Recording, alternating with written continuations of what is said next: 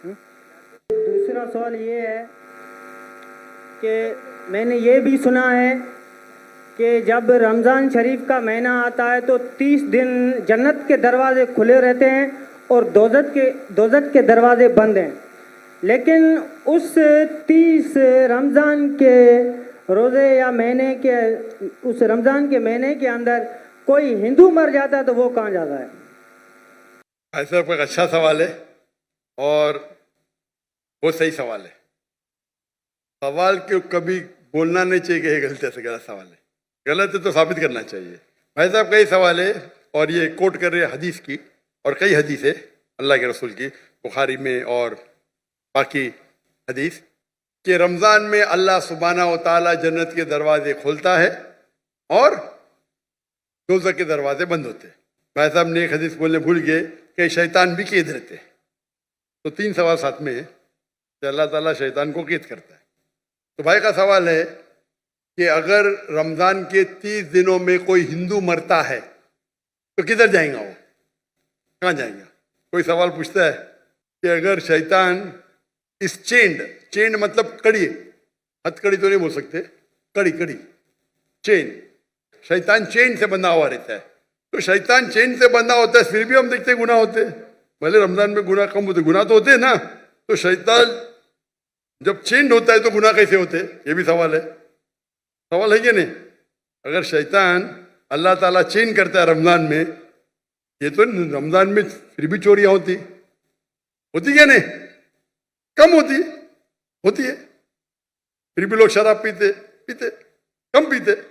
तो जब शैतान चेंड है तो कैसे ये गलतियां होती है, कैसे ये गुनाह होते हैं? जहाँ तक कि पहले सवाल का जवाब है कि दोज़ख के दरवाजे बंद होते और जन्नत के दरवाजे खुल जाते। अगर कोई हिंदू रमज़ान के महीने में मरता है तो कहाँ जाएगा? वो जाएगा पहले बरज़ख में। कहाँ जाएगा? बरज़ख मतलब इंटरम पीरियड। इंसान मरने के बाद जन्नत में डायरेक्ट नहीं होता है, वो बरज़ख में रहता है। बाद में हशर के मैदान में कब उठाए जाएंगे, हिसाब किताब होगा। फाइनल सूरह इमरान सूरह नंबर 3 आयत number 185, the final recompense is on the day of judgement, कुल्लु नफ्सिन ज़ाइक़तुल मौत, हर नफ्स की मौत होगी। आखिरी हिसाब किताब होगा फाइनल, कभी? On the day of judgement, क़यामत के दिन पे। और जो भी कोई जहन्नम की आग से बचेगा और जन्नत जाएगा, वो इस दुनिया में सफलता पाएगा। ये कुरान की आयत है। फाइनल हिसाब किताब कब होगा? यौमुल क़यामह में, इधर नहीं। तो रमज़ान में अगर बंद भी है तो वो जाने वाला है बरज़ख में। बाद में तो खुलेंगे ना, रमज़ान के बाद तो दरवाजे खुलेंगे कि नहीं? जी हाँ, खुलेंगे ना। खुलेंगे। तो अगर उसने शिर्क किया, अल्लाह और अल्लाह के रसूल की बात नहीं माना, तो उसको सजा मिलेंगी बरज़ख में। जन्नत के दरवाजे खुले रहेंगे, दोज़ख के दरवाजे भी खुल जाएंगे। तो जब टाइम आएगा तो वो दोज़ख में जाएगा। बिल्कुल। ये सवाल तो आसान था। ये दूसरा सवाल और पेचीदा है। अगर शैतान चेंड है तो गलतियां कैसे होते? फिर भी गुनाह होते कम होते। अब सर्वे करेंगे तो रमज़ान में गुनाह कम हो जाते दुनिया भर में। इसने सर्वे किया था, जब शैतान चेंड है फिर भी कैसे गुनाह होते? और ये सवाल मुझे बहुत परेशान किया। जब मैं दावती मैदान में, अल्हम्दुलिल्लाह किसी ने पूछा नहीं, बहुत परेशान किया, लेकिन अल्लाह ने जवाब दे दिया।